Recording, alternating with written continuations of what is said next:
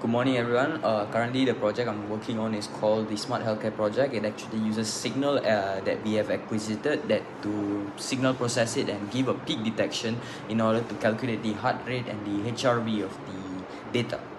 And now I'm going to be presenting my project. As of such, let me present. So this is my project. This is the start. And let me run my data so that I can give you a walkthrough.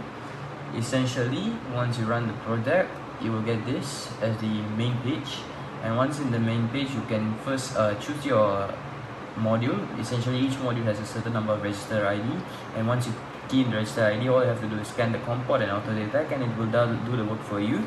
After detecting your COM port, all you have to do is acquire a signal, and you can choose all the signals daily as it saves automatically into your computer or wherever you're accessing the database from.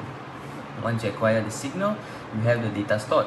So once you load the data, as you can see, I have many data from many days, and so I'm going to go with the data that I recently used. And once I open it, it will plot the data here, and after which you have to go to change the analog signal into a signal and time. This way we can have a better data set and better peaks.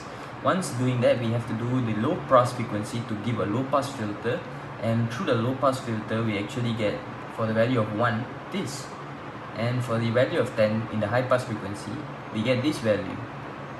And as you can see, the data is very jumbled and the peaks are quite obvious. However, there are many negative peaks and we do not want that. As of such, I've done this peak with essentially what this program actually does is use the ability of the peak measure function to use another category on top of that, so that each peak is only 0.5 seconds away from each other. That way we have a more accurate peak. And as you can see, the peaks are varied. This way we can identify which are the actual peaks, and by changing this value to maybe a 0.3 seconds, which is a normal human time, the heartbeat will actually be recorded as a normal. Give me a second for it to load. Maybe we can change this to 0.075 as usual. You can see that the peaks are actually now at the correct rate of 73, and you can see that the HRV is quite normal with 10 peaks detected. As you can see, in a span of 15 seconds there's only going to be 10 heartbeats essentially. So as you can see, this project is actually very essential for, maybe you can use this in the heart rate sensors, and if your heart rate sense this amount, you can use that same signal to signal process it and give you a better data set, and you can identify your HRV easily through that if you want to calculate on your own.